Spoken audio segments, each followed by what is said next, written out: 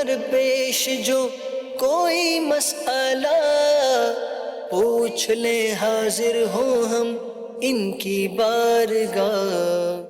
الحمد للہ رب العالمین والصلاة والسلام علی سید المرسلین اما بعد فاعوذ باللہ من الشیطان الرجیم بسم اللہ الرحمن الرحیم الصلاة والسلام علیک یا رسول اللہ وعلی آلک واصحابک یا حبیب اللہ الصلاة والسلام علیک یا نبی اللہ وعلی آلک واصحابک یا نور اللہ۔ مدنی چینل کے ناظرین، پروگرام دارالافتاء اہل سنت میں آپ کو خوش آمدید کہتے ہیں۔ اللہ پاک ہم سب کے علم میں برکتیں عطا فرمائے، علم نافع کی دولت سے ہم سب کو مالا مال فرمائے۔ اول تاخیر ہمارے ساتھ پروگرام میں شامل رہیے، انشاءاللہ سوال جواب کی صورت میں بہت سا علم دین سیکھنے کو ملے گا۔ ابتداً درود پاک کی فضیلت ہمارے پیارے نبی صلی اللہ علیہ وآلہ وسلم کا فرمان عظمت عالی شان، ان اول الناس بی یوم القیامہ اکثرہم علیہ صلاۃ۔ قیامت کے دن میرے قریب ترین وہ ہوگا جو مجھ پر کثرت سے درود پڑھتا ہوگا۔ صلو علی الحبیب صلی اللہ تعالی علی محمد صلی اللہ علیہ وآلہ وسلم، صلاۃ و سلام علیک یا سیدی یا رسول اللہ وعلی آلک و اصحابک یا حبیب اللہ۔ آج کے ہمارے مہمان مفتی محمد جمیل رضا عطاری ہیں، ان کو بھی خوش آمدید۔ جزاکم اللہ۔ کیسے مزاج کا؟ الحمدللہ۔ ماشاءاللہ۔ پڑھتے ہیں آپ کے سوالات کی طرف۔ میرا نام نعمان عطاری، لانڈی ٹاؤن مجلس تاجران بابر مارکیٹ سے۔ اچھا، میرا سوال یہ ہے کہ جیسے ہمارے پاس جینس پینٹ شرٹ ہوتے ہیں نا، تو اکثر لیڈیز آتی ہیں اور پینٹیں لینے کے لیے جینس پینٹ اور لیڈیز کو اس طرح دیتے ہیں، تو اس طرح کرنا صحیح ہے یا نہیں؟ رہنمائی فرما دیجیے۔ شرعی طور پر ایک دکاندار پر کیا تقاضے لازم آتے ہیں، یا کوئی بھی مرد ہیں جس کو کاروباری طور پر کسی خاتون سے بات چیت کرنی، بھاؤ کے اعتبار سے بارگنگ کرنی، اور اسی طرح کئی جگہ ہوتی ہیں کہ جہاں ظاہر ہے کہ کبھی ہم ایسی مقام پہ پہنچتے ہیں کہ جس سے خریدنی کوئی چیز لینی ہے تو وہ خاتون ہوتی ہیں، یعنی یوں بھی کبھی واسطہ پڑ سکتا ہے، اور یہ سوال تو ہے، کیا فرماتے ہیں؟ بسم اللہ الرحمن الرحیم۔ کسی بھی ضرورت کے تحت اگر خاتون کو گھر سے باہر خریداری کے حوالے سے جانا پڑ رہا ہو تو انہیں اپنے گھر سے نکلنے اور گھر واپس آنے تک یہ جو باہر کا جانا آنا ہوگا، اس میں پردے کی رعایت یہ ضروری ہے۔ پردے کی رعایت میں اب اس کا ایک طریقہ کار تو یہ ہو سکتا ہے کہ کوئی بڑی چادر کے ذریعے سے پردہ اپنے جسم کا بھی کیا جائے اور چہرے کا بھی پردہ ہو، اسی طرح برقع ہو جو کچھ ڈھیلا ڈھالا ہو، اور اس کے ذریعے سے بھی اپنے چہرے اور اپنے جسم کا پردہ کرے۔ اب اس ضرورت کے تحت اگر کوئی اب چاہے ہاسپٹل جانا ہو یا خریداری کے حوالے سے بازار کی طرف جانا ہو یا دکان کی طرف جانا ہو، اب جیسے سائل محترم کی پینٹ شرٹ وغیرہ کی دکان ہے، تو یہاں سے اگر وہ اپنے شوہر کے لیے کوئی پینٹ خریدنا چاہتی ہیں تو خاتون کو مرد حضرات سے جب خرید و فروخت کی ڈیلنگ کرنی ہو تو اس کے اندر ہنسی مذاق والا پہلو انداز ہرگز اختیار کرنے کی اجازت نہیں ہے۔ رہا معاملہ ہے کہ کوئی بھی چیز خریدنی ہے تو اس کی بارگیننگ کرنا، ریٹ میں کمی کروانا، تو اس کی شرعاً انہیں بھی اجازت حاصل ہوگی، لیکن اس کے اندر دکاندار سے اس لیڈیز خاتون گاہک کا ایک ایسا انداز اختیار کر لینا کہ جس ہنسی مذاق کے ذریعے سے تفریح والی صورت بنے، اور دکاندار کسی بھی طور پر غلط انداز سے خاتون کی طرف کوئی نظر نہ ڈالے۔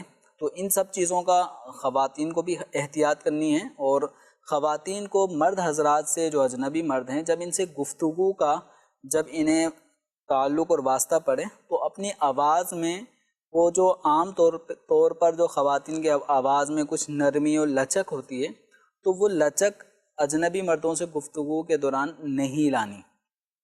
کچھ لہجہ ایسا ہو کہ جو لچک سے بالکل خالی ہو اور صرف ضرورت کی بات ہی کرے، اور اپنا ضرورت کا کام نکال کے پھر اپنے گھر کی طرف واپس آ جائے۔ اور اسی طرح مرد حضرات کو اگر کسی جگہ جانا پڑتا ہے اور وہاں پر اگر ریسیپشن پہ کوئی خاتون ہیں اور وہ جگہ ایسی جہاں جانا، جیسے عام طور پہ ہاسپٹل وغیرہ میں بھی کبھی ریسیپشن پہ خواتین ہیں، تو مرد حضرات کو بھی ان سے گفتگو کرتے وقت ضرورت کی بات کریں اور مردوں کو اس بات کی زیادہ تاکید ہے کہ یہ حضرات بھی اپنی نظروں کی حفاظت کریں۔ عورتوں کو بھی حکم ہے قرآن پاک میں کہ مردوں کا جب انہیں سامنا ہو تو اپنی نظروں کو نیچے رکھیں۔ مرد حضرات کو بھی یہی حکم ہے کہ جب خواتین کا سامنا ہو تو اجنبی عورتوں کے سامنے اپنی نظروں کو نیچے رکھیں۔ دونوں طرف سے جب یہ معاملہ ہوگا نگاہیں نیچے رکھنے کا، تو کافی حد تک اس آنکھوں کے پردے کے ذریعے سے کئی بہت سارے شیطانی امور انشاءاللہ دب کر رہ جائیں گے، اور صرف اپنی جو ضرورت کی بات ہو وہی کی جائے، اور اس کے علاوہ جو بعض حضرات ہنسی مذاق تفریح یہ سلسلہ شروع کر دیتے ہیں تو ان کی قطعاً اجازت نہیں ہے۔ اب یہ فیلڈ کے اعتبار سے بھی دیکھیں تو بعض اوقات کپڑے یا جوتے یا اس طرح کے یا پرس ہیں، تو یہ خاص ایسی چیزیں ہوتی ہیں کہ تو لیڈیز کا ہی ایک شغف رہتا ہے اس کو خریدنے میں، تو اس کو آپس میں اتنا یعنی اس کام سے جو تعلق رکھنے والے ہیں تو وہ اس کو بڑا ایک فری شپ والا آپس میں اور انداز آپس میں ہنسنے کھیلنے والا یا اسی طرح کے انداز اپنائے جاتے ہیں۔ بیچنے کے لیے بھی ہو سکتا ہے وہ مصنوعی انداز بھی ہوں تو ہنس کھیل کر پکڑا دی، اور اسی طرح بعض اوقات جو اس طرح کے کام کرتے ہیں تو وہ کہتے ہیں بھی خواتین کی طرف سے بھی دائرہ اس طرح کے معاملات ہیں، وہ بہت زیادہ ریٹ کم کروانے کے لیے اس طرح کی کچھ باتیں کرتی، تو ان دونوں میں یہ بطور خاص تو ہمیں خیال رکھنا ہی نہیں۔ ان دونوں چیزوں میں اصل تو چیز یہ ہے نا کہ عورت کی طرف سے کسی طرح کی گفتگو میں لچک نہ ہو۔ لچک سے مراد یہ کہ آواز میں تصنع نہ ہو، ایسی آواز سے کلام نہ کرے کہ جس طرح کی آواز سے کسی اجنبی شخص کے دل میں اس عورت کے لیے کوئی برا خیال پیدا ہو سکے۔ اس طرح کی چیزوں سے عورت کو اپنی آواز میں کچھ لہجے کو تھوڑا سخت رکھنا ہوگا۔ ٹھیک ہے، بس یوں سمجھیں کہ جس طرح یعنی ضرورتاً اب ظاہر ہے کہ یہ اجازت ایک ضرورت کے تحت ہے۔ اجازت یہ ضرورت کے تحت، حتیٰ کہ فقہاء کرام فرماتے ہیں نا جیسے گھر پر بھی اگر کوئی اجنبی آدمی دستک دے رہا ہے پوچھنا پڑے گا کون ہے، تو اس کون ہے کہنے میں ایسا لہجہ ہو کہ جس سے باہر اگر کوئی اجنبی آدمی ہے تو وہ تھوڑا سا وہ عورت کی طرف اس کا برا میلان نہ ہو اس کی گفتگو۔ ٹھیک، تو یہ اخلاقیات اپنی ظاہر ہے کسی سے لڑائی جھگڑ کے تو وہ والا انداز نہیں، مراد یہ کہ جو ایک عورت کا طبعی انداز ہوتا ہے، ٹھیک ہے، اس انداز سے تھوڑا سا لہجہ سخت رکھیں ظاہر جب بھی کہیں غیر سے بات کریں، جب بھی کسی اجنبی شخص سے ضرورتاً بات کرنی پڑے۔ ٹھیک ہے، اور جب سلام اور سلام کے جواب دینے میں بھی یہ احکامات بیان فرمائے گئے ہیں کہ اگر کوئی کسی سے کسی کو سلام کیا، غیر عورت ہے، سلام کر دیا، مطلب کو ٹیلی فون کیا اور سامنے سے اٹھا لیا بھی السلام علیکم، تو عورت کے لیے یہ کہ جواب اتنی آواز سے دے کہ اس کے کان نہ سنیں۔ سلام اور اس کے جواب کی کتنی اہمیت ہے، جی جی، لیکن یہاں اس کے یعنی ایک عورت کے تحفظ، اس کی آواز کے تحفظ اور کسی طرح کے بھی کوئی فتنہ نہ ہو اس کے تحفظ کے لیے شریعت مطالعہ ان چیزوں کا بھی ہمیں احکامات بیان فرماتی ہے۔ بہرحال تجارت کریں، کاروبار اپنی جگہ ہے، لیکن اس کے سارے تقاضے، ہاں عورت جب کاروبار کے لیے جائے گی یا اپنی ملازمت کے لیے جائے گی اس کی خاص شریعت مطالعہ نے شرائط بیان کی ہیں، اور وہ شرائط یہی ہے کہ اس کے آنے جانے میں کسی طرح کے فتنے کے اندیشہ نہ ہو، لباس چست ٹائٹ نہیں ہونا چاہیے بلکہ ڈھیلا ڈھالا لباس ہو، پردے کے حوالے سے جو احتیاطیں ہیں ان تمام تر چیزوں کا خیال وہ رکھنا ہے۔ تو ضرورتاً جب جائیں، چاہے وہ خریدنے جا رہی ہیں یا خود وہ کاروبار کرنے جائیں، وہاں پہ کسی طرح کی مرد کے ساتھ تنہائی بھی نہ ہو، غیر مردوں کے ساتھ تنہائی، یہ عورت چاہے خریداری کے لیے کہیں جا رہی ہو یا عورت خود کہیں جاب اس کو ایسی ملتی ہے اور اس کے ساتھ ہی کوئی مرد بھی غیر مرد ہے اور وہ تنہائی ایسی ہوتی ہے، تو یہ بھی ٹھیک نہیں ہے۔ یعنی ان تمام تر چیزوں کے ہمیں ایز اے مسلم ان کا خیال رکھنا یہ ہر ایک کی ذمہ داری بنتی ہے۔ خرید و فروخت میں بھی جمیل صاحب کئی ایسی جگہ تو ہوتی ہوں گی کہ بطور خاص اب یہ تنہائی والے پہلو آ جائیں پیش، تو یہ بہتر یہی ہے کہ ظاہر جو بھی خاتون گھر سے کچھ لینے جا رہی ہے تو عام طور پر تو وہ اہتمام کرتی ہیں اپنے ساتھ کسی بیٹے کو لے لیا، بیٹی کو لے لیا، کسی کو ساتھ لے کر جائیں، اور اسی میں ہی عافیت ہے۔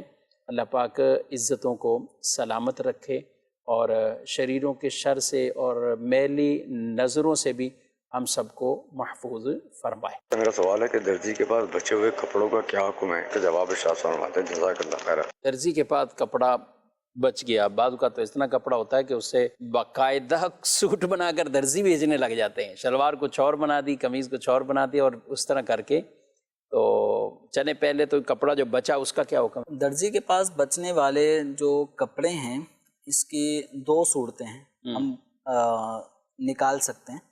ایک صورت تو یہ ہے کہ بعض اوقات جتنا کپڑا کسٹمر کی طرف سے درزی کے پاس آیا ہے تو اس کا کرتا، اس کی شلوار یا جیسا وہ لباس بنانا چاہتا تھا اس لباس کی کٹنگ سلائی ہونے کے بعد کپڑا اس انداز کا بچا ہے جس کو ہم کہتے ہیں قطرن ہے۔ اب وہ کوئی ایسا کپڑا نہیں بچا کہ جو کسی طور پر کسٹمر کے کام کا باقی رہے، اور عام طور پہ اس طرح کہ وہ کپڑوں کا آپ نے دیکھا ہوگا جب کٹنگ ہوتے ہیں تو مختلف قسم کے مطلب آپ سمجھیں گے عجیب و غریب قسم کے کٹنگ کے کپڑے نکلتے ہیں۔ اب اس کو درزی اگر کسٹمر کے حوالے بھی کرے تو کسٹمر نے یہی کہنا ہے کہ بھائی ان کپڑوں کو میں کیا کروں گا۔ بلکہ آپ نے میرے جو سلا ہوا اچھا خاصا سوٹ تھا اس میں یہ قطرن اور یہ چیزیں ڈال کے آپ نے کچرا بھر دیا، تو یعنی اگر وہ کسٹمر کی نظر میں وہ قطرن ایک کچرے سے یعنی زیادہ حیثیت نہ رکھتی ہوں، ٹھیک ہے، تو پھر ایسی صورت میں ان قطرانوں کو نہ دینے کا رواج ہے نہ ہی لینے کا رواج ہے، صحیح، اور نہ ہی اس سے عموماً کوئی چیز بنتی نہ کچھ بھی کسی کام نہیں آتا۔ وہ اگر 10-15 جس کو بھی یوں کہہ لیں کہ 10-15 سوٹ سلوائے گا تو جا کے شاید جو گھر میں کشن بنتے ہیں ان میں بھرنے کے لیے وہ قطرنے کام آئیں۔ ٹھیک، تو عام طور پہ یہ قطرنے بالکل بے معنی سی ہوتی ہیں، تو ان کو کوئی بھی درزی سے مطالبہ نہیں کرتا کہ جو کپڑا بچا ہے وہ مجھے دکھا دیں، چونکہ مثال کے طور پہ کپڑا ایک عام آدمی کے سائز کا 4 میٹر میں اگر اس کا سوٹ بنتا ہے تو اس کو پتہ ہے اس کے بعد کچھ کپڑا بچے گا نہیں۔ اچھا، ایک صورت وہ ہے کہ کسی آدمی نے اپنا بھی سوٹ سلوانا ہے یا 2 سوٹ سلوانے ہیں، تو 2 سوٹ سلوانے کے لیے ایک ہی تھان ایک ہی پیس ہو، اور 2 سوٹ کٹوانے ہوں یا ایک بڑا پیس ہو اس میں سے اپنا اور بچے کا بھی سوٹ اس نے نکلوانا ہے، تو کچھ صورتیں ایسی ہوتی ہیں جس میں ایک بڑا پیس درزی اپنی سیٹنگ سے کٹنگ کرنے کے بعد بچا سکتا ہے۔ صحیح، یا آپ ایک تھان میں سے کہیں کہ مجھے 4 سوٹ چاہیے یا 5 سوٹ نکالنے ہیں، تو اتنے بڑے تھان میں جب وہ آپ کے ہی سائز کے ایک سوٹ نکلیں گے تو یہاں وہ درزی اپنی ترکیب سے اس طرح کٹنگ کر سکتا ہے کہ ایک اچھا خاصا پیس جو دکھنے میں بھی باقاعدہ لگے کہ ہاں بھئی 1-8 میٹر انہوں نے بچا لیا ہے، 1 میٹر 2 میٹر 1.5 میٹر کپڑا بچ گیا ہے۔ تو یہ وہ سائز ایسا ہے کہ جس سائز کا اگر کسٹمر کو پتہ چلے کہ میرے اس دیے ہوئے کپڑے میں سے اتنا بڑے سائز کا پیس بچا ہے، تو آج کل اگر دیکھا جائے تو یہ پیس 1 گز کا بھی 300-400 روپے سے کم نہیں ہوگا، ایک بڑی اماؤنٹ ہے۔ تو اگر یہ درزی کے بعد اتنا کپڑا بچتا ہے تو اب درزی کی یہ ذمہ داری ہے کہ اس بچے ہوئے کپڑے کو کسٹمر کے سامنے پیش کرے۔ صحیح، کہ آپ کے اتنے سوٹ کٹنگ ہونے کے بعد پھر یہ آپ کے تھان میں سے اتنا کپڑا بچا ہے۔ اب دیکھیں کہ وہ کسٹمر لے کر جائے گا یا نہیں۔ یقیناً جب آپ بڑا پیس اس کو دیں گے تو وہ اپنے گھر لے جائے گا، اور عام طور پہ خواتین جو گھروں میں سلائیاں کرتی ہیں تو 2-3 سال کے بچے کا آرام سے اس میں سے ایک سوٹ نکال لیں گے۔ ٹھیک ہے، تو اس طرح کے بڑے پیس درزی حضرات کی ذمہ داری ہے کہ کسٹمر کے سامنے پیش کر دیں۔ اب کسٹمر ممکن ہے کہ اگر ان کے گھر میں کوئی سلائی نہیں جانتا تو وہ آپ کے لیے ہی چھوڑ دیں۔ اب اگر وہ درزی کے لیے چھوڑ جاتا ہے تو اس ٹیلر ماسٹر کے لیے اس کپڑے کا رکھنا، اس کپڑے کو آگے اپنے گھر کے بچوں کے لیے کٹ پیس وغیرہ جمع ہونے کے بعد مختلف ڈیزائن کے ساتھ اپنے بچوں کا ایک سوٹ تیار کر لینا اب بالکل یہ جائز ہوگا۔ اور یہ وہ صورت ہے کہ اس میں یہ والا جو باقاعدہ ایک کپڑا جو آپ بیان کر رہے ہیں تو یہ رکھنا اس کو بلا اجازت جائز نہیں۔ اب اتنا اگر بڑا پیس کہ جو کسٹمر کو دکھایا جائے تو کسٹمر واپسی لے لے، تو اتنا بڑا پیس نکلنے کی صورت میں بغیر بتائے اس پیس کو رکھ لینا یہ پھر درزیوں کے لیے جائز نہیں ہوگا۔ شفیق صاحب، یہ جو درزی حضرات ہوتے ہیں کٹنگ بھی ایک فن ہے۔ فن ہے، بالکل۔ مجھے اس پہ یاد آیا، ایک سوٹ تھا میں نے دیا ایک ٹیلر کو، تو بولے یار یہ سوٹ جو ہے نا وہ اب معذرت چاہ رہا ہے کہ یہ کہہ رہے کہ نہیں بنے گا، آپ کا نہیں بنے گا۔ ٹھیک ہے، ٹھیک ہے، کپڑا مجھے بہت پسند تھا، وہ ایک کلر ہی پسند تھا خاص طور پہ۔ صحیح۔ تو اب میں نے کہا ٹھیک ہے، میں اس کو ان سے لے لیا، واپسی ریٹرن لے لیا۔ لیکن میں نے یہی ذکر کیا کہ کلر بھی مجھے بڑا اچھا لگ رہا تھا تو میں نے بنوانا تھا، تو وہ کہہ رہے نہیں آپ دیں بالکل، یعنی ایک اور آدمی. تو اب وہ کچھ دنوں بعد انہوں نے سوٹ بنا کے دے دیا مجھے. حیران یار اس میں آپ نے بنا کے دے دیا. اب ٹھیک ہے کہیں نہ کہیں ان کو دوسرا کپڑا استعمال کرنا پڑا کہ وہ اس میں وہ واضح بھی نہیں ہوتا، لیکن ایسا نہیں تھا کہ بالکل ہی تیار نہ ہو. تو انہوں نے مجھے بتایا کہ ہمارے پاس کچھ کاریگر ایسے ہوتے ہیں کہ ان کو ہم الگ سے 150 روپیہ 100 روپیہ کٹنگ کا دیں نا تو وہ ایسے طریقے سے اس طرح کا کپڑا بھی کاٹ دیں گے کہ وہ بچت ہو جاتی ہے، لیکن اس میں محنت زیادہ لگتی ہے. دماغ زیادہ استعمال کرنا پڑے گا. دماغ زیادہ بولے میں نے اپنی نہیں بلکہ کسی اور جگہ سے یہ کٹنگ کروایا. عام اگر 100 روپے لگتے ہیں تو وہاں 150 روپیہ ہم کٹنگ کے لیے ان کو وہ لیتے ہیں کہ 150 دیں گے 200 دیں گے. دماغ لگایا اور اس لگانے کے بعد وہ بنا کر سوٹ دے دیا کہ بھی سوٹ بن سکتا ہے. تو جہاں کہیں بھی آدھے میٹر کا یا یہ کوئی ایشو آتا ہے تو جو اس طرح دماغ لگاتے ہیں تو وہ اس کا راستہ کوئی نہ کوئی نکال لیتے ہیں. جو سوٹ کے اندر جو مختلف پیسز ہوتے ہیں نا، آستینیں، جی اسے شلوار کے اندر جو کلیاں ہوتی ہیں، تو اس طرح کے جو پلے ہیں تو ان چیزوں کو کہاں سے لینا ہے، کس طرح لینا ہے، تو یہ بڑی آستینوں کے کف کہاں سے نکالنے ہیں، تو کالر پٹی کہاں سے نکالنی ہے، جیب کہاں سے نکالنی ہے. تو یہ درزی اگر ٹیکنیکل مائنڈ ہوگا تو وہ انشاءاللہ پورے آپ کے لباس میں سے یہ ساری کٹنگ نکالنے کے بعد بھی ہو سکتا ہے بچا کر دے دیں. تو اگر کوئی ایسی ٹیکنیک سمجھتا ہے، جانتا ہے، تو انہیں چاہیے کہ اگر بڑا کپڑا بچ سکتا ہے تو یہ بڑا کپڑا بچا کر کسٹمر کا بھلا کرے، خیر خواہی کرے. ٹھیک ہے. اچھا ایک اس پہ سوال تھا کہ مجھے کسی نے پوچھا کہ یار ہم اتنی محنت سے ہم اگر نارمل طریقے سے کاٹیں تو ٹھیک ہے بھائی ہمارا کام ہے ہم کاٹ دیں گے، اس کو ہم چھوٹا سا رومال دے دیں گے، لیکن اس کے اوپر جو ہم نے محنت لگائی ہے نا تو اس کا مقصد یہی تھا کہ یہ ہمیں کپڑا اتنا بچے اور اس کو ہم کسی استعمال میں لیں، چاہے بچوں کے سوٹ میں استعمال میں لینا یا کچھ. اب مہنگائی کا دور ہے، اگر کوئی باہر سے سوٹ لے کر آتا ہے تو اب اگر بالفل نارمل سے نارمل بھی لیا تو 1000-1200 کا کپڑا لے کر آ رہا ہے، اس پہ 800 روپے، اس پر جو ہے وہ بچوں کے بھی اگر کہیں تو 1000 پلس سلائی لگ جاتی ہے. تو یوں جب ان کے پاس کپڑا فری میں ہوتا ہے ایک طرح کا اور یہ اسی کو سی کر 1500 کا بیچ دیتے ہیں تو آرام سے کسٹمر بھی لے لیتا ہے کہ یار ٹھیک ہے یہ 1500 کا ہم نے سلا سلایا ہمیں مل گیا نہ کپڑے کی. ہاں وہ چاہے اس میں کچھ ایسا کنٹراسٹ بنایا کوئی بھی چیز بنائی وہ لے جاتا ہے. تو ان کا یہ کہنا بے معنی ہوگا، مطلب کپڑا جب بچا ہے تو دینا ہی ہوگا. دیکھو جب کپڑا بچا ہے تو ان کی غرض جو ہے نا وہ صرف کپڑے کی سلائی ہے، کٹنگ ہے، جو ان کے اوپر لازم تھا. اب اس کے بعد جو کپڑا بچا ہے تو یہ کپڑا یہ واپس کسٹمر کی ملکیت میں تھا اور اب بھی ہے. تو یہ زائد کپڑا جو ایک واضح نمایاں ایک بڑا پیس نکلا ہے تو یہ کسٹمر کو دینا ان کے اوپر لازم ہوگا. کسٹمر اگر ان کو گفٹ کر دے تو یہ ایک الگ بات ہے. ٹھیک ہے. کچھ اس میں محتاط لوگوں نے یہ بھی انداز اپنایا ہے، جب سے یہ شرعی مسئلہ انہوں نے پوچھا سمجھا تو وہ کسٹمر سے یہ باقاعدہ خرید لیتے. ٹھیک ہے، اس سے کچھ خرید لیا کہ 100 روپے کا پیس بالفرض یہ لے لیا تو کسٹمر بھی اب اس کو جب 1600 روپے سلائی دینی ہے تو 100 روپے اس کے اس میں بھی انہوں نے بچا دے تو 1500 کا ہو گیا تو وہ خوشی خوشی پیس دے دیتے ہیں. یوں بھی کچھ نے آ کر مجھے اپنا بتایا کہ ہم نے رہنمائی لی، جب یہ پتہ چلا تو ہم نے یہ انداز اختیار کیا. اب اس میں تو کوئی مسئلہ نہیں کہ ہم کہتے ہیں 100 روپے میں پیس بیچتے ہیں تو یوں ہماری محنت بھی ایک طرح کی مل جاتی ہے اور 100 روپے کا ٹھیک ہے کسٹمر بھی خوش ہوئے.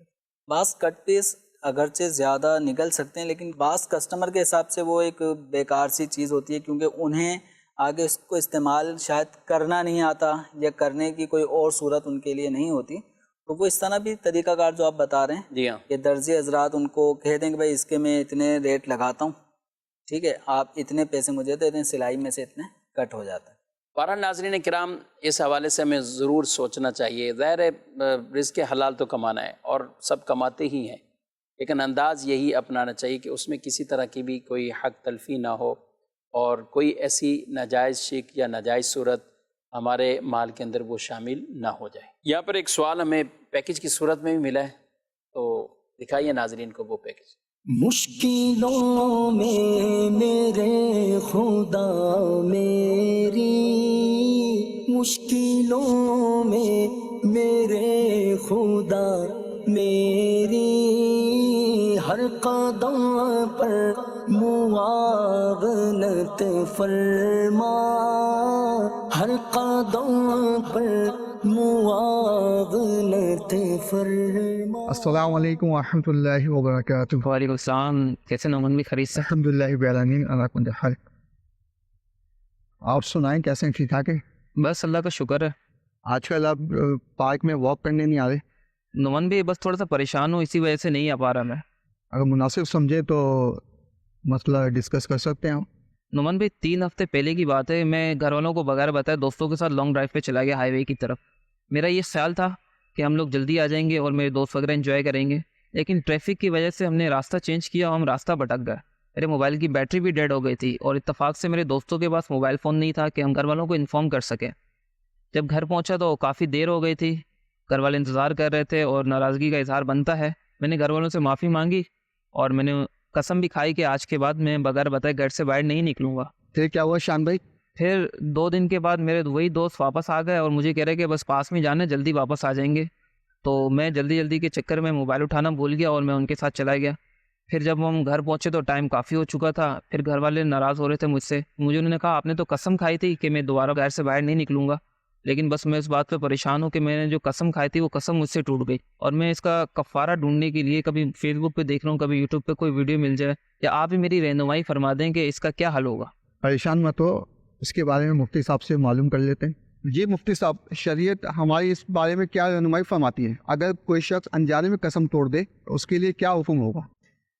انجانے میں قسم توڑ دے، اور قسم کھانے سے پہلے بھی سوچنا چاہیے کون سی قسم۔ اب گھر سے باہر نکلنے میں کب اجازت لوگے بھائی آپ؟ اتنی یعنی گھر سے باہر نکلنا ہی نہیں آپ کو بغیر اجازت، اور یہ قسم کھا لیے۔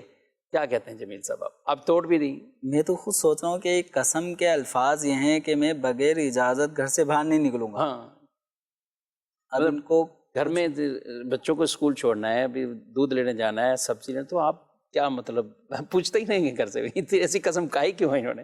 بہرحال کھا لی اور توڑ دی، اب حل کیا ہے؟ اب اگر کسی شخص نے قسم کھائی کہ میں گھر سے بلا اجازت نہیں نکلوں گا، اب اجازت لیے بغیر ہی وہ گھر سے باہر چلا گیا، تو اس کی یہ قسم تو ٹوٹ گئی۔ اب قسم ٹوٹنے کے بعد کفارہ لازم ہوگا، اور قسم کا کفارہ یہ ہے کہ 10 شرعی فقیروں کو، 10 مستحق نادار اشخاص کو یہ 2 وقت کا کھانا کھلائے۔ اب اس میں صبح کا کھانا بھی ہو سکتا ہے، شام کا بھی ہو سکتا ہے، دوپہر کا کھانا ہو یا رات کا کھانا ہو، یوں بھی ہو سکتا ہے۔ اور جتنا ایک نارمل آدمی کھانا کھاتا ہے، تو 10 شرعی فقیروں کو اگر وہ ایک ہی دن میں اویلیبل ہوں تو دوپہر میں ان کو کھانا کھلا دیا، ان کو رات میں کھانا کھلا دیا، یا آج دوپہر میں کھلا دیا، کل آئندہ دن بھی دوپہر میں کھلا دیں، تو اس طرح 10 آدمیوں کو 2 وقت کی خوراک کھانا دے دیا۔ 10 شریف فقیروں کو، مسکین ہو یا شریف فقیر، ان کو 2 ٹائم کا کھانا یعنی یوں سمجھیں کہ 20 لوگوں کو 20 ٹائم کا کھانا 10 لوگوں کو کھلانا ہے۔ 10 لوگ، اچھا 10 وہی ہوں گے، آج جن کو کھلایا کل بھی انہی کو کھلانا ہوگا؟ جی جی، ایک دن جن کو ایک وقت کھانا دیا ہے تو انہی کو، اگر آپ رات میں کھانا کھلانا چاہتے ہیں تو رات میں بھی انہی افراد کو کھلائیں گے، تاکہ ان کے ایک دن کے کھانے کا بندوبست ہو جائے۔ ٹھیک ہے۔ آج کل تو یہ کھانے والا معاملہ کفارے میں کہ 2 وقت ہوں اور 2 وقت وہی 10 افراد ہوں، مشکل ایک معاملہ ہے، اور ان کو تلاش کرنا، پھر انہی کو ہی پابند کرنا کہ کل بھی آپ ہی آ کے کھا لیں یا شام میں آپ کھا لیں، یہ بھی مشکل معاملہ ہے۔ تو اس کا دوسرا آپشن کیا ہے اس کی جگہ؟ اس میں دوسری صورت یہ بھی اختیار کی جا سکتی ہے کہ اب وہ 10 مستحق افراد، شریف فقیر یا مسکین اگر ملتے ہیں، تو ان میں سے ہر ایک کو تقریباً 2 کلو گندم یا 2 کلو آٹا، اس کی قیمت بھی آپ دے سکتے ہیں۔ تو اس کی جو قیمت ہے یہ 2 وقت کے کھانے کے برابر شمار ہوگی۔ مثلا اگر ہم دیکھیں تو اگر 320 روپے مثال کے طور پہ 2 کلو آٹے کی قیمت بنتی ہے، تو ہم 320 روپے ایک شریف فقیر کو دے دیے، دوسرے کو بھی 320 روپے دے دیے، تو اس طرح 10 شریف فقیروں کو ہم نے یہ 320 روپے کے حساب سے، یہ غالباً تقریباً 3200 روپے بن جائیں گے۔ تو آج کل کے ریٹ کے حساب سے یہ گفتگو ہو رہی ہے، اور اب ریٹ اس میں بھی اپ ڈاؤن، ہاں یہ اپ ڈاؤن ہو سکتے ہیں، اور آگے چل کر نہ جانے ریٹ کچھ اور بھی ہو سکتا ہے۔ 20 کلو آٹے کی قیمت ہاں یوں سمجھ لیں 20 کلو آٹے کی قیمت اس طرح ڈیوائڈ کرنی ہے کہ ہر ایک مستحق کو تقریباً 2 کلو آٹا دے دیں یا اس کی قیمت دے دیں. تو اس طرح سے ہر ایک فقیر کو گویا آپ نے ایک دن کے کھانے کی مالیت کا آپ نے مالک بنا دیا. تو یہ بھی ایک صورت آسان ہے. اچھا اب یہ جو قسم ٹوٹ گئی، کفارہ اس نیت سے ادا کرنا ہے کہ مجھ سے جو قسم ٹوٹی تھی اس کا میں کفارہ ادا کر رہا ہوں. اب اس کے بعد آئندہ جب کبھی یہ گھر سے نکلیں گے تو اب انہیں پھر اپنے گھر والوں سے اجازت لے کر باہر نکلنے کی حاجت نہیں، کیونکہ وہ قسم ٹوٹ گئی.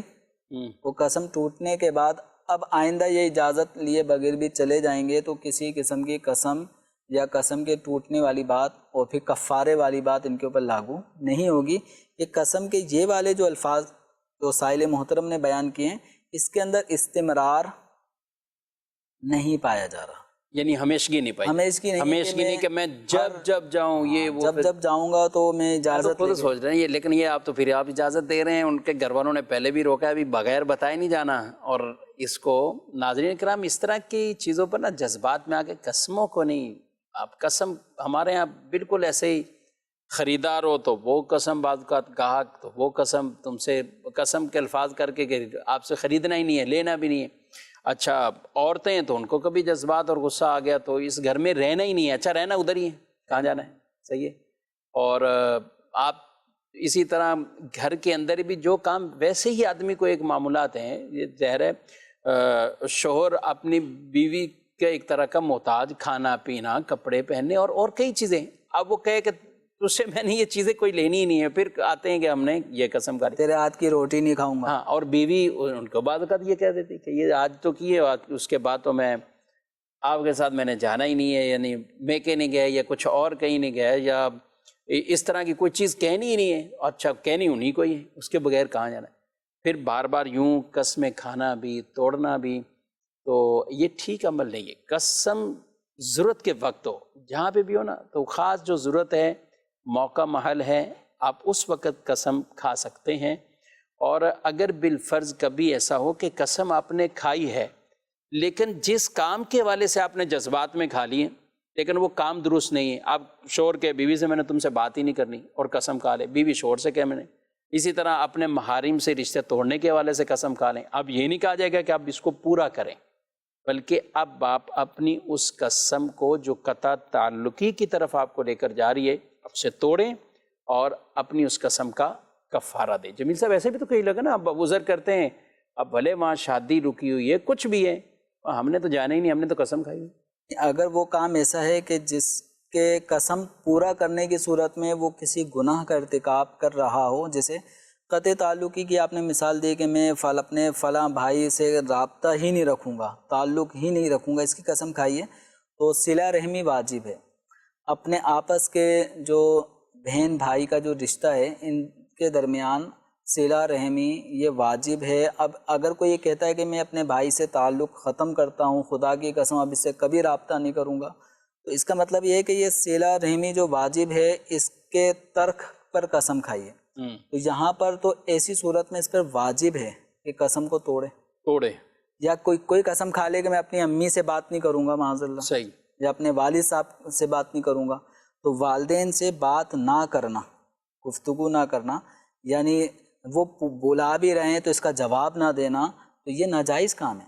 تو اب اپنے والدین سے ترک کلام کی قسم کھانا ہی ایک ناجائز فعل ہے، تو اب اس پر واجب ہے کہ قسم بھی توڑے، اپنے والدین سے عاجزی کے ساتھ، انکساری کے ساتھ گفتگو کرے، جو کہ والدین کا حق بھی ہے اور اس پر شریعت نے لازم بھی فرمایا ہے. تو یہ قسم توڑے اور کفارہ ادا کرے. ماں باپ کی جو دل آزاری اس طرح کی قسموں کے ذریعے ہوئی، ایسے اپنے جو ذوی الارحام ہیں، رشتہ دار ہیں، ان سے اس طرح کی بعض قسمیں ایسی ہوتی ہیں کہ جن کے کھانے سے اگلے شخص کی دل آزاری ہوتی ہے، دل آزاری، صحیح. تو ایسی صورتوں میں ان کی بھی دل جوئی کرے، ان سے بھی معافی تلافی کرے اور قسم توڑ کر اس کا کفارہ ادا کرے. البتہ بعض کام ایسے ہوتے ہیں کہ جن کاموں کا کرنا یا نہ کرنا یہ اس کے اپنے اوپر ہی اختیار میں ہوتا ہے، وہ مباح ہوتے ہیں، کرے تو ٹھیک، نہیں کرے تو بھی ٹھیک. تو ایسے کاموں کی اگر اس نے قسم کھائی ہے تو بھلے اپنی قسم پہ قائم رہے. مثلا میں پان نہیں کھاؤں گا قسم کھا لی، تو پان کھانا کوئی ضروری بھی نہیں تھا، صحیح. اس کے بغیر بھی کئی لوگ زندہ ہیں اور کبھی پان نہیں کھاتے. تو اب یہ چیزیں ایسی ہیں کہ ابھی اپنی قسم پہ قائم رہتا ہے تو کوئی حرج نہیں ہے، بلکہ ایسے کو مشورہ دیں گے قائم رہے، قائم رہیں. آپ کے مال بھی بچے گا، آپ کی پان ہے یا اس سے گٹکا یا اور ایسی چیزیں جو بعض اوقات عام نارمل پان سے تو شاید گھر والے بھی اتنی وہ زبردستی نہ کرتے ہوں، لیکن وہ چیزیں جو نقصان دیتی ہیں، اب کئی لوگ سگریٹ، تمباکو اس طرح کے، اور ایسے ہی آپ مزید آگے شیشہ اور پتہ نہیں کیا کیا یہ چیزیں بڑھتی جا رہی ہیں، تو اس سے بعد والدین پریشان ہوتے ہیں اور قسم کہلواتے ہیں ان سے، یا ایسے موقع پہ اگر قسم کھلوائی جا رہی ہے جس میں اس بچے کا، اس اولاد کا ہی فائدہ ہے تو پھر ایسی قسموں کو قائم رکھیں، اس کو باقی رکھیں. البتہ بعض کام ایسے ہوتے ہیں کہ جس کے کرنے میں یعنی قسم میں کوئی کام نہ کرنا، قسم اٹھائی کہ میں یہ ایسا نہیں کروں گا، لیکن اس کام کے کرنے میں بہتری ہے، تو پھر ایسی صورت میں آدمی کو چاہیے کہ قسم کو توڑ دے. ٹھیک ہے، وہ اس میں مثال قطع تعلقی یا اس طرح کی دیگر جو بھی ہیں، اور یعنی جو کام بہتر ہیں، مستحبات والے کام ہیں.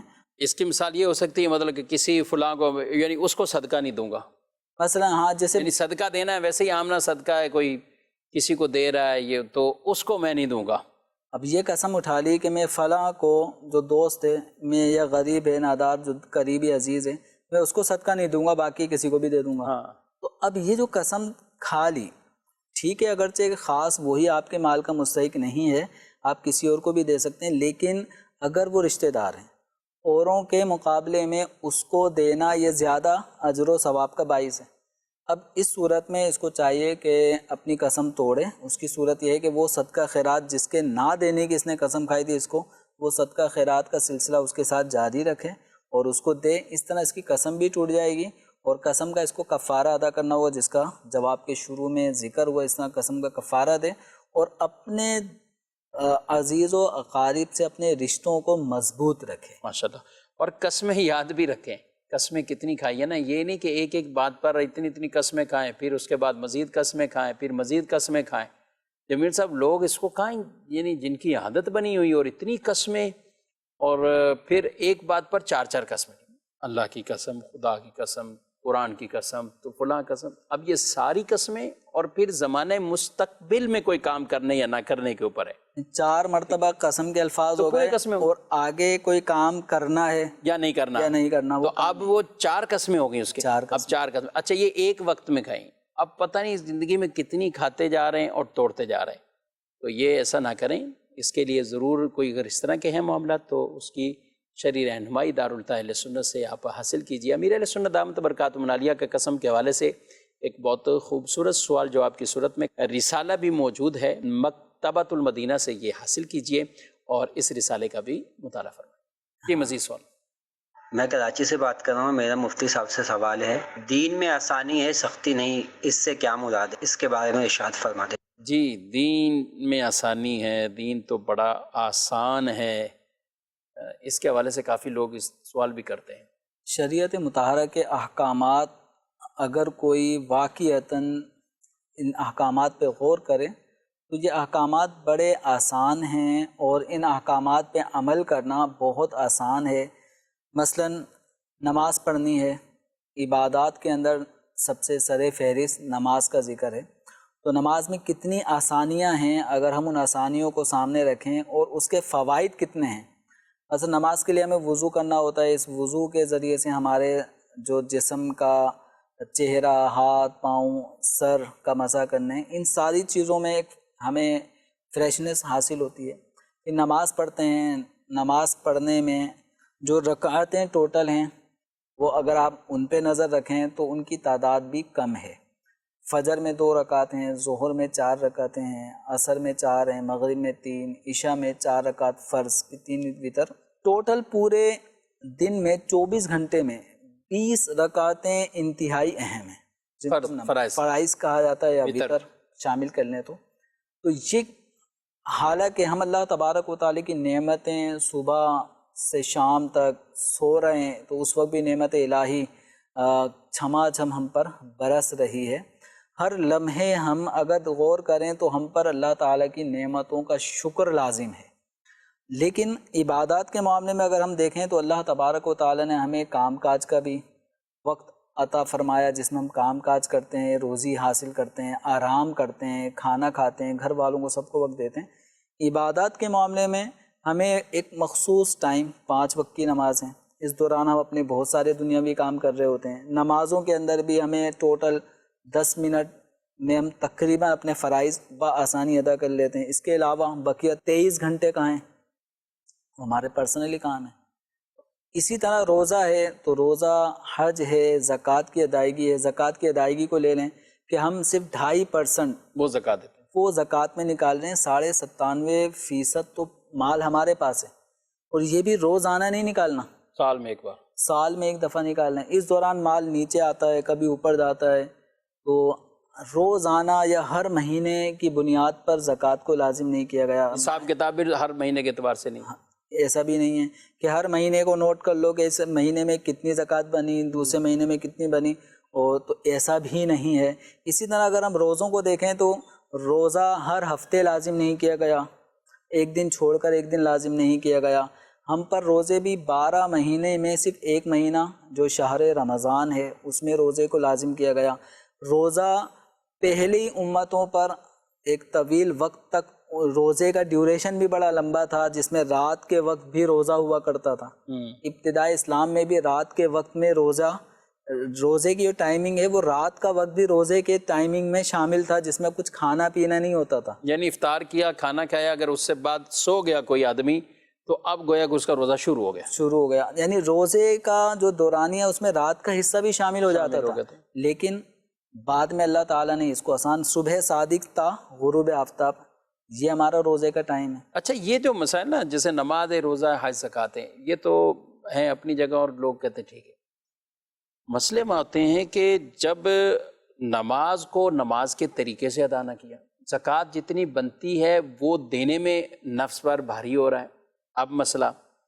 اچھا، اسی طرح کوئی اور احکامات جہاں حلال حرام آ جاتے ہیں کہ یار یہ آپ صورت اختیار کرو گے تو یہ جائز نہیں ہے، یہ حرام کی طرف چلے جاؤ گے، یہ ہے تو یہ اس کا یہ انداز اختیار کرو، یا شریعت نے کئی چیزوں کی ظاہر ہے ممانعت کی ہے، بھی یہ نہیں اختیار کر سکتے، یہ آپ اس انداز سے آپ تجارت کرو جو بھی۔ تو جب ایسے معاملات آتے ہیں تو اس وقت لوگ کہتے ہیں کہ یار یہ تو بہت مشکل یہ باتیں ہیں یا مشکل ہے، آسانی اللہ پاک نے تو آسانی رکھی ہے یہ، اور کئی لوگ تو بے باک ہوتے ہیں، وہ اس کو مولانا کے ذمہ لگا دیتے ہیں، بھائی علماء نے مشکل کر دیا، معاذ اللہ۔ بعض اوقات اس جملے کے بھی سخت احکامات بیان کیے گئے، تو اب یہ جب اس میں ہوتے ہیں تو پھر یہ جملے اس طرح کہ یار یہ کیا ہے، اتنی آسانی ہونی چاہیے۔ حج عمرے کے لیے جائیں گے، اب حج کو نہ پڑھا، نہ عمرے کو پڑھا، نہ ان کے احکامات کو سیکھا، پھر جب غلطیاں ہوئیں اور اس کے مطابق کوئی بتائے تو آپ یہ کہیں گے کہ یار یہ تو سختی ہے، اتنے میں حج عمرہ آرام سے کرنے جا رہا ہوں، اب اس میں یہ بکرا لازم ہو گیا، اور بدنہ اس میں جو ہے نا وہ اونٹ ذبح کرو، بڑا جانور ذبح کرو۔ تو یہ جب احکامات اوپر آتے ہیں نا، اس وقت ایک طبقہ، ایک تعداد ہے۔ اچھا، نماز کے اندر بھی کیا، نماز پڑھتے رہے، کچھ آگے پوچھیں گے میں اتنے سالوں سے پڑھ رہا ہوں، اچھا غلطی ایسی بتائیں گے کہ آپ بھی کہیں یار غلطی تو یہ تو آپ کیسے نماز پڑھ رہے تھے اتنے سالوں سے اور اب مین غلطی کر رہے ہیں، تو کہیں گے نہیں جی وہ تو آسانی ہے، اب وہ تو ٹھیک ہے، 20 سال گزر گئے کتنے۔ حضرت حذیفہ بن یمان رضی اللہ عنہ کے جو واقعہ کہ جنہوں نے کسی کو دیکھا کہ 40 سال سے نماز پڑھ، نماز میں کوئی غلطی کر رہے تھے، تو پھر انہوں نے جب ان سے پوچھا کہ کتنے عرصے سے، تو کہا 40 سال سے۔ کہا اگر اسی حالت میں تمہیں موت آئی تو تم یعنی نبی پاک صلی اللہ علیہ وسلم کے راستے پر نہیں، آپ صلی اللہ علیہ وسلم کے سنت طریقے پر نہیں، اگر اسی حالت میں تمہیں موت۔ ایک واقعہ ایسے اور بزرگوں یعنی کہہ دیتے تھے اتنے عرصے سے گویا کہ تم نے نماز ہی نہیں پڑھی۔ جب رسول اللہ صلی اللہ علیہ وسلم نے بھی کسی شخص کو دیکھا نماز میں ایسی غلطیاں کر رہے تھے، تو آپ نے ایک مرتبہ ان کو کہا صلی فإنک لم تصلی، نماز پڑھو، دوبارہ تمہاری نماز نہیں ہوئی، پھر کہا تمہاری نہیں، پھر کہا تمہاری نہیں، اب ان کی تربیت فرمائی۔ تو یہ احکامات کی طرف جب ہم ڈیپ کی طرف آتے ہیں، اس میں نہ سیکھنے کی وجہ سے سارا کچھ یہ ڈال دیا جاتا ہے کہ دین میں سختی نہیں ہے، اور یہ لوگوں نے خود سختیاں بنائی۔ دیکھیں اس کو جو سختی کا نام دے رہے ہیں، اس میں دراصل ان کی اپنی کوتاہیاں شامل ہوتی ہیں۔ مثال کے طور پہ آپ اس کو یوں لے لیں کہ اگر کسی کو نزلہ کا آغاز ہونے لگا ہے، زکام، یہ زکام ہمیں ایک انڈیکیٹ کر رہا ہوتا ہے کہ اب اگر اس کو نہیں روک تھام کی تو آگے چل کے بخار ہونا ہے، جسم میں بھی اس دوران درد ہونا شروع ہو جاتا ہے، بخار کی طرف جاتا ہے۔ اب اسی حالت میں آدمی سست کاہل پڑا رہے، بخار بھی برداشت کرتا رہے، تو آگے مزید یہ طبیعت کا خراب ہونا بڑی بیماری کی طرف بھی لے جا سکتا ہے۔ اسی طرح اگر کسی کے جگر میں کوئی تکلیف سی ہو رہی ہے، وہ برداشت کر رہا ہے، ایک وقت ایسا آتا ہے کہ پھر ہیپاٹائٹس کا شکار ہو سکتا ہے۔ اور پھر یہی لوگ بعد میں افسوس کر رہے ہوتے اسی ڈاکٹر کے پاس پہلے آ جاتے، یہی ٹیسٹ پہلے کروا لیتے۔ اب اسی طرح جو ہم جسمانی اعضاء کی اگر کیئر نہ کریں وقت کے ساتھ ساتھ، پھر یہ کسی بڑے مصیبت کا پیش خیمہ بن جاتے ہیں۔ تو اس میں قصور اس آدمی کا اپنا ہے، بر وقت بھی اپنی اصلاح کر سکتا تھا لیکن مشکل میں خود اپنے آپ کو ڈال رہا ہے۔ تو جو مثالیں آپ نے ذکر کی کہ جو نماز میں غلطیاں کر رہا ہے، زکوٰۃ پوری نہیں دے رہا، حج کے اندر عمرے میں غلطیاں کر رہا ہے، پھر اس کے اندر جو کفارے احکامات لاگو ہو رہے ہیں، تو اگر کوئی واقعتاً دین کی تعلیم درست طریقے سے حاصل کرے اور درست طریقے سے دین کی تعلیمات کے مطابق عبادات بجا لائے، کبھی بھی اس کو آپ یہ کہتا ہوا نہیں سنیں گے دین مشکل ہے، بلکہ وہ یہی کہے گا دین اسلام کے احکام بہت آسان ہیں۔ الحمدللہ یہ باتیں علماء سے کبھی سننے کو نہیں ملیں گی کہ دین مشکل ہے۔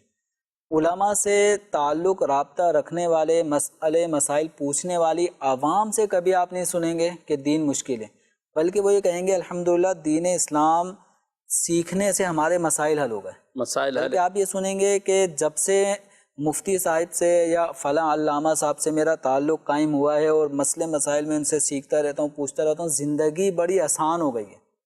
تو دین واقعی آسان ہے، دین کے احکامات واقعی آسان ہیں، قابل عمل ہیں۔